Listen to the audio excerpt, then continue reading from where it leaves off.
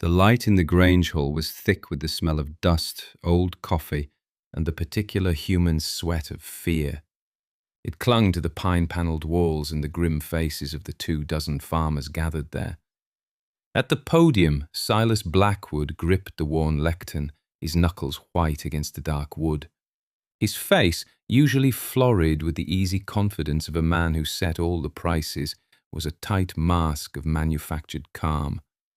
His gaze was fixed on the woman in the front row. Elspeth Croft sat perfectly still, her hands resting on the small cloth-bound ledger in her lap. She felt the weight of every eye in the room, the men and women who had pitied her, then mocked her, then ignored her entirely. Now they watched her with a desperate, hungry attention. She was no longer the goat widow, the mad woman of Stony Creek. She was the only answer they had left. It was strange, she thought, how a thing could be judged insane one year and essential the next. 3 winters ago, they had all but laughed her out of the auction yard. 3 winters, $1, and a life no bigger than a heartbeat. It had all started there on a day cold enough to crack stone, with a sound no bigger than a field mouse's cry, and a choice that everyone, absolutely everyone, had been certain was wrong. By the way, wherever in the world you're watching from right now, let me know in the comments. I love seeing how far these stories reach. Okay, where were we? The March wind scoured the valley, promising a spring that had not yet found the courage to arrive. Inside the auction barn, the air was dense with the ammonia tang of animal fear and damp wool. Elspeth stood near the back, a small, still figure in her late husband's worn coat. She had no intention of buying. She came to these sales to remind herself of the arithmetic of this life, the cold, hard numbers that had broken Tom. The price of a breeding ewe, the price of a feeder calf, the price of the grain Silas Blackwood sold at his co-op to fatten them. It was an equation that never seemed to balance in the farmer's favour. Blackwood himself was presiding, his voice booming with a false heartiness that set Elspeth's teeth on edge. He moved the animals through with ruthless efficiency. Then came Jeb Martin's goats, a line of fine-boned Sarnans, their coats white as fresh cream. One of the does had birthed just that morning, a pair of kids. She was licking one clean, a strong, vigorous male who was already trying to stand. The other lay shivering and wet in the straw. It was tiny, a scrap of a thing with a foreleg bent at an unnatural angle. The doe nosed it once, then gave it a hard butt with her head, turning all her attention to its brother. A collective sigh of pity and pragmatism went through the crowd. A runt, and a cripple at that. Damnation, Jeb Morton muttered, loud enough for everyone to hear. Doe's rejected it. It's a loss. He made a gesture to the yard hand, a quick, sharp motion across his own throat. The boy nodded grimly and started toward the pen. Something in Elspeth moved before she had time to reason with it. She saw not a loss, but a flicker, a tiny, stubborn pulse in the hollow of its throat. She pushed through the men in front of her. Her voice, when it came, was quiet but clear in the sudden hush. "I'll give you $1 for it." A ripple of disbelief, then outright laughter spread through the barn. $1. An insult for a healthy kid, an absurdity for a dying one. Jeb Martin stared at her as if she'd sprouted a second head. Silas Blackwood paused, a cruel smirk playing on his lips. He looked from Elspeth's determined face to the pathetic creature in the straw. "Well now, Jeb," Blackwood drawled, milking the moment. "Looks like the widow Croft wants to take that burden off your hands. $1 is $1. Jeb shrugged, embarrassed and eager for the moment to be over. "It's hers. She's just throwing her money away." "Sold," Blackwood banged the gavel with a theatrical crack, "to the widow for $1. A fool's bargain if ever I saw one." The laughter followed her as she stepped into the pen, scooped the cold, wet kid into her arms and tucked it inside her coat. It was lighter than a loaf of bread. Its cry was a thin, reedy bleat against her chest. She did not look at any of them as she walked out of the barn, the silver dollar left shining on the fence post. She felt their judgment like the biting wind on her face. It was the price of pity, and she was long used to paying it. She lived in the house Tom had built for her at the end of a long dirt track where the valley floor gave way to stony hills. After he died, crushed by the weight of the farm and the debt he owed Blackwood, everyone expected her to leave, sell the 80 acres for whatever Silas would give her, and move to town. Find some quiet work. It was the sensible thing to do, but Elspeth was not sensible. She was stubborn, a trait that grows best in poor conditions. She sold the big tractor, the new combine, the things that had tethered Tom to the bank. She paid off the worst of the debt and kept the land, the house, and the barn. She kept a small flock of chickens, a large garden, and the silence. The pity of the town was a constant low hum. They saw her as a ghost haunting her own life, a woman locked in grief. They did not see the quiet resolve hardening in her like sapwood. She was alone, but she was not lost. One person alone was not a sentence. It could be a beginning. She laid the kid goat on a soft bed of rags in a box by the wood stove. She warmed milk on the stove, found an old baby bottle with a rubber nipple, and tried to feed him. He was too weak to suck. His mouth was cold. She worked patiently, squeezing single drops onto his tongue, rubbing his throat to make him swallow. His bent leg lay uselessly beside him. She tried to fashion a small splint from a piece of kindling and strips of cloth, but it was clumsy and kept slipping off. For 2 days, she fought for the tiny life. The house was filled with the rhythm of her labor, the 2-hour timer for feedings, the gentle rub of lanolin into the kid's cold skin, the soft murmur of her voice. On the 3rd day, she looked up from her work to see a figure standing at her fence line.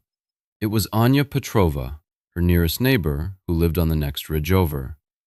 Mrs. Petrova was ancient, a refugee from some cold, mountainous country lost to war and maps.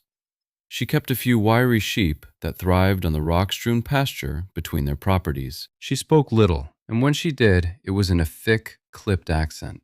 Her sentences pared down to their essential bones. The townspeople found her unsettling. Elspeth found her calming. Anya entered the kitchen without being asked, her eyes, pale as a winter sky, immediately finding the box by the stove. She bent down, her old joints creaking, and picked up the kid with surprising gentleness. She examined him with the cool, appraising eye of a woman who understood the brutal arithmetic of life and death on a farm. "He's small," she stated. "He's crooked." She pressed a thumb to the kid's chest. "But the heart beats like a drum." She set him down and went back outside without a word. She returned a few minutes later with 2 slender, flexible twigs from the willow by the creek and a handful of raw wool from her own pocket, greasy with lanolin. She sat at the kitchen table and with her gnarled fingers began to fashion a new splint. She bound the leg, not stiffly, but with a slight give, cushioning it with the oily wool. "Bone must remember how to be straight," she said, her voice a low rasp, "but not be afraid of the bend." She looked at Elspeth, a rare, direct gaze. "In my country, we say the strongest branches grow from the broken places. The wind cannot snap what has already learned to bend." She finished her work and stood to leave. At the door, she paused. "You fight for this one. Good. Is a good fight." The splint held. The kid began to suckle from the bottle with a desperate strength. A week passed, then 2. The small life, banked like a coal under ash, began to glow. He wasn't alone with her for long. A boy started appearing at the edge of the yard, a silent shadow against the tree line. He was Leo, grandson of the farmer down the road, a quiet, watchful child who seemed to get lost in the shuffle of his loud, sprawling family. He would stand for an hour at a time, just watching Elspeth tend to the kid. One afternoon, as she sat on the porch steps, letting the kid try to stand on his splinted leg, Leo approached. He stood a few feet away, hands in his pockets. "What's his name?" he asked, his voice barely a whisper. Elspeth realized she hadn't named him. She had been too focused on the simple fact of his survival. "He doesn't have one yet." The boy considered the tiny goat who was hopping in a clumsy circle. He looks like a Pip. And so he was. Pip. The name was as small and sturdy as the creature himself. From that day on, Leo was a fixture at the farm. He never asked for anything. He simply appeared after school and found work to do. He carried buckets of water that were almost too heavy for him. He learned to spot the tenderest shoots of clover and bring them to Pip. He spoke more to the goat than he did to Elspeth, but a silent partnership formed between the woman and the boy. He was the first person in Stony Creek to see Pip not as a fool's bargain, but as a promise. He had an unwavering faith that did not require proof. The seasons turned, marked by the patient labour of the farm. That first spring, Elspeth's days were measured in 4-ounce bottles of warm milk.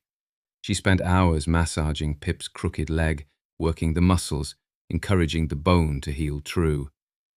The arithmetic of her life shifted. The cost of milk powder, a few dollars a week, against the growing strength in the little goat. It was an investment she couldn't explain in terms a man like Silas Blackwood would understand. This was not the arithmetic of profit, it was the arithmetic of life. Summer came, hot and heavy. Pip, his splint finally removed, ran with a limp that was more of a swagger. The leg was not perfect, but it was strong. He followed Elspeth everywhere, a wiry, bearded shadow. He showed no interest in the soft, easy alfalfa she grew in the small pasture. Instead, he scrambled up the rocky hillsides, devouring the tough, brambly forage the other farmers considered worthless scrub. He grew not large, but dense, with a coat of coarse, weatherproof hair and an astonishing hardiness. That fall, using the last of her savings, Elspeth bought 2 unremarkable does from a farm deep in the mountains. They were a mixed breed, plain-looking and half-wild, but they had the same toughness she saw in Pip. They knew how to live on what the land provided. The town watched her small, scraggly herd with a kind of bemused pity, the goat widow and her collection of misfits. The first winter was a test. Snow came early and stayed late. The wind howled down from the ridges. While other farmers spent a fortune on grain from Blackwood's co-op to keep their pampered, high-yield animals alive, Elspeth's small herd wintered on dried forage she and Leo had harvested from the hillsides and a small supplement of oats. They emerged in the spring, lean but healthy, their coats thick. They had not just survived, they had thrived. 2 years after his arrival, Pip was a mature buck. He was not a handsome animal by the standards of the show ring. He was compact and muscular, with a fiercely intelligent look in his yellow eyes. He sired his first kids that spring. They were born small, but they were on their feet in minutes, possessed of their father's vigour. The does, fed on the wild herbs and scrub of the hills, produced milk. It was not a great volume, not like the gallons the purebred Sarnans gave, but it was extraordinarily rich and creamy, with a sweet, herbaceous tang that tasted of the mountain itself. Elspeth began to make cheese. She started small in her own kitchen, using old recipes from her grandmother's books. She worked by instinct, her hands learning the feel of the curd, the right amount of salt, the exact moment to press. The resulting cheeses were dense and flavorful, aging to a beautiful, nutty complexity in her small stone root cellar. She told no one. This small, quiet success was hers and Leo's. She would bring a small wheel of cheese to Mrs. Petrova, who would accept it with a slow, knowing nod. But to the rest of Stony Creek, she was still the eccentric widow with her pathetic little herd. It was easier for them to believe she was clinging to a mistake than to admit they had misjudged the value of a thing they had all dismissed. The worth of her small enterprise was banked low, a secret heat. Silas Blackwood made it a point to stop by her farm every few months, his visits cloaked in a thin veneer of neighbourly concern. He would lean against his polished truck, surveying her small herd with an air of condescending appraisal. "Elspeth, you're working yourself to the bone out here," he'd say, his voice dripping with false warmth. "This is no life for a woman alone. Look at these animals. They're mongrels. You're getting what? A quart of milk a day from them. She would just look at him, a silence, a wall he could not breach. Let me do you a kindness, he continued, undeterred. I'll buy this whole lot off you for a fair price. Clear them out. I can get you some proper stock on credit from the co-op, real milkers, Sarnans. You could be making a real income. His fair price was an insult. His credit was a leash. He wasn't offering help. He was offering to buy her failure, to finally get his hands on her land, the last piece of the valley he didn't control, in one way or another. No, thank you, Silas, she would reply, her voice level and calm. We're managing just fine. Her quiet refusal infuriated him more than any argument could have. He could not understand why she wouldn't take the easy way out, why she insisted on her foolish, profitless labor. Silence was a language Silas Blackwood did not speak, and it unnerved him deeply. He would drive away, shaking his head at her stubbornness, more certain than ever that she was a fool who would eventually come crawling to him. He could afford to wait. The reckoning arrived in the high heat of the third summer. It came on the wind, a sickness they called the blue-tongue scour. It was a swift and brutal wasting disease that targeted dairy goats. The first sign was a fever and the strange bluish tint to the animal's tongue, followed by a rapid decline that no vet could halt. It moved like a phantom through the valley, from farm to farm, and it was strangely selective. It ravaged the big, beautiful, high-yield herds, the very Sarnans and Alpines that Blackwood had pushed everyone to buy. These animals, bred for maximum production, fed on rich grain and kept in immaculate, tightly packed barns, had no resistance. Their pampered immune systems collapsed at the first touch of the disease. Entire herds were wiped out in a matter of weeks. The air in the valley grew thick with the smell of lime and loss. Panic gave way to despair. Farmers who had taken out huge loans from Blackwood to invest in their prize-winning stock now faced ruin. The milk supply for the region dried up to a trickle. On her hillside farm, Elspeth watched and waited. The scour seemed to part around her property like water around a stone. Her goats, Pip's hardy mongrel descendants, remained untouched. Grazing on the wild, diverse forage of the hills, their immune systems honed by generations of mountain life, they were simply unaffected. They drank from the same creek that watered the downstream farms, breathed the same air, but they did not sicken. The community's perception of her shifted with a dizzying speed. The pity and mockery curdled first into a dark suspicion. Whispers started in the feed store, at the post office. It wasn't natural. Her goats weren't just hardy, they were cursed. She was a witch doing something to protect her own and let the rest of them suffer. It was always easier to believe a thing was cursed than to admit you had misjudged it from the start, but curses couldn't feed a hungry child. The suspicion soon gave way to a grudging, desperate respect. It began with Martha Gable, whose 2 young sons had been raised on goat's milk. Her entire herd was gone. She came to Elspeth's door one evening, her face hollowed out with shame and fear. Elspeth, she began, unable to meet her eyes. I know we haven't been neighbourly, but my boys, they need the milk. I'll pay whatever you ask. Elspeth looked at the desperation in the woman's face. She saw not the woman who had laughed at her in the auction barn, but a mother afraid for her children.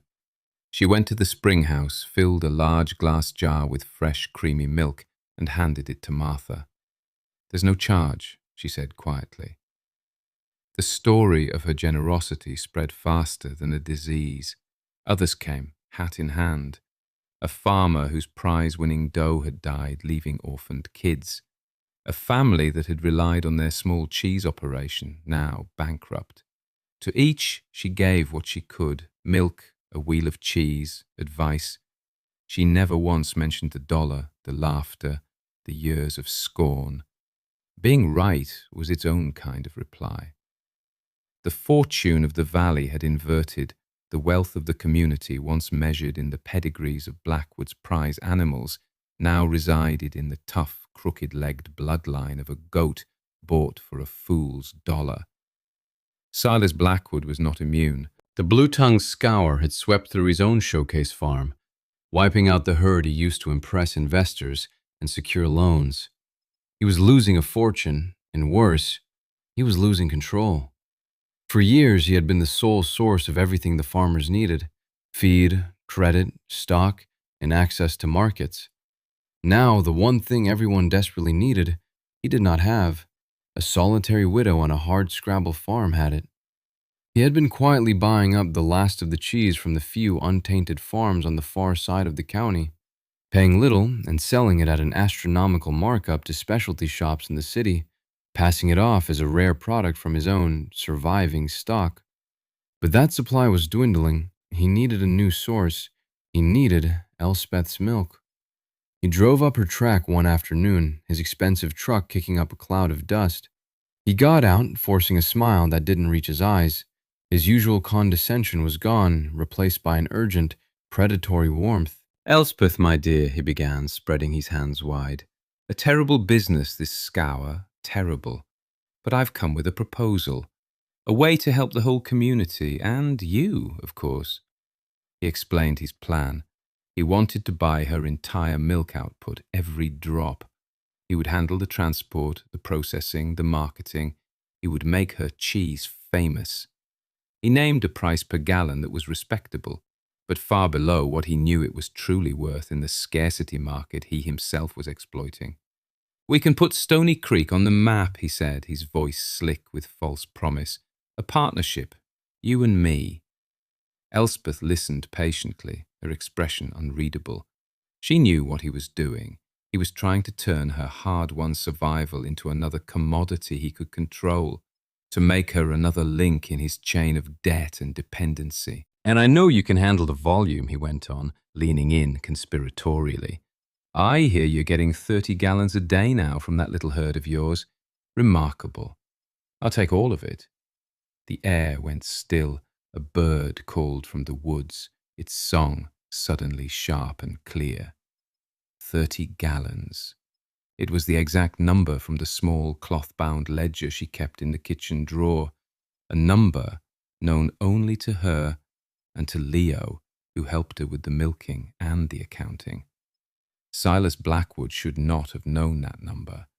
He had either been spying on her, trespassing on her land to count her goats and estimate their yield, or he had paid someone to do it for him.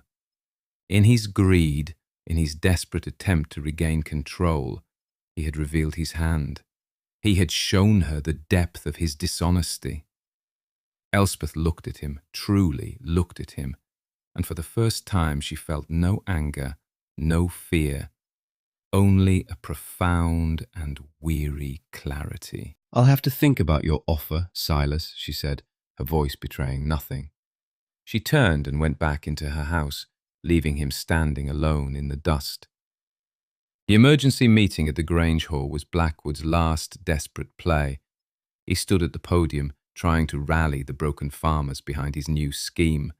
He spoke of resilience, of rebuilding. He proposed a new co-op initiative, a fund to help everyone get back on their feet. The fund, of course, would be financed by loans from his bank. He would source new certified resistant stock at a significant premium and sell it to them on credit. He was offering them a new, deeper pit of debt and calling it a lifeline. Then he played what he thought was his trump card. He turned, his smile magnanimous, toward the front row. "And to get us through this difficult time, Mrs. Elspeth Croft has generously agreed to provide her herd's milk exclusively to the co-op, to be the foundation of our recovery." He had not spoken to her since the day he'd come to her farm. He was attempting to trap her in public, to use the community's desperation to force her hand.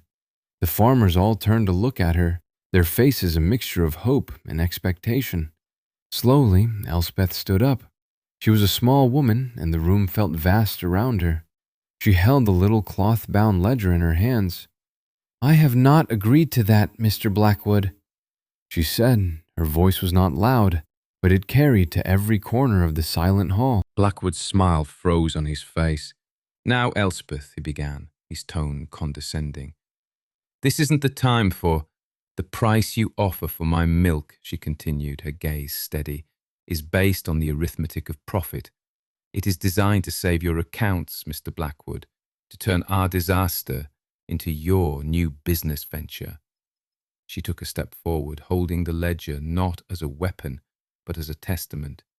"But there is another kind of accounting, the arithmetic of life. It is not about profit. It is about what it costs to survive and what it takes to rebuild. It is meant to save our farms, not just one man's bank balance." A murmur went through the crowd. She had given voice to the truth they all felt, but had been too beaten down to say. "I will not be selling my milk to your co-op," she declared. "Milk is a temporary solution. What this valley needs is a permanent one. It needs a future." She paused, letting the words settle. "Starting tomorrow, I will be selling breeding pairs, a healthy doe and a buck kid, from Pip's line. And I will offer my buck stud service to any doe that survived the scour." Blackwood paled. She was bypassing him entirely, offering not just the product, but the means of production. She was giving the power back to the farmers. "And at what price, Elspeth?" he sneered, trying to regain control. "I imagine you'll be charging a fortune for this miracle bloodline." He was trying to paint her as a profiteer, just like him. Elspeth looked not at him, but at the faces of her neighbours. She saw the years of hardship, the fresh grief, the flicker of hope. She thought of the dollar she had paid, the laughter she had endured. She could, in that moment, have named any price. She could have taken her revenge, become as rich and powerful as Blackwood had ever been. But the arithmetic of life demanded a different answer. "The price for a breeding pair," she said, her voice clear and firm, "will be the cost of one bag of your premium grain feed, Mr. Blackwood. The price you tell us is necessary to raise a healthy animal." A stunned silence fell over the room. The price was so low it was almost a gift. It was an act of impossible grace. It was not a price designed to make her rich. It was a price designed to make them all whole again. It was a price that shamed Silas Blackwood more completely than any accusation could have. In one quiet sentence, she had exposed his greed and offered a path to a shared salvation. His scheme, his power, his entire system of control collapsed into dust. The farmers in the room turned as one, their faces full of a dawning profound respect, and looked away from Silas Blackwood and toward her. A year later, the late summer sun warmed the porch of Elspeth's house. The hills around her were alive with the sound of goat bells, small hardy herds, all bearing Pip's unmistakable resilience, grazed on the slopes. In her old barn, the sounds of hammers rang out as her neighbours worked together to build the framework for the new Stony Creek Cheesemakers Cooperative.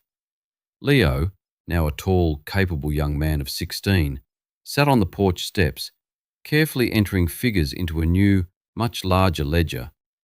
He was the co-op's bookkeeper, its first and most passionate member. Elspeth watched him, a quiet pride swelling in her chest. Anya Petrova sat beside her in a rocking chair, her gnarled hands resting in her lap. She looked out at the goats dotting the hillside, the pale eyes missing nothing. For a long time, she was silent. "You see," she said at last, her voice a dry whisper like leaves skittering on stone. "The break was not the end. It was the beginning." She nodded slowly, a small, satisfied smile touching her lips. "The strongest branches—" Elspeth didn't need to hear the rest. She knew the words by heart. She looked out at the land, at the herds, at the barn rising from the foundations of a shared hope. The accounts of her life, she thought, were finally, beautifully balanced, not in a ledger of dollars and cents, but in the quiet, abundant wealth of a community mended, a future seeded from a single, broken, and most precious life.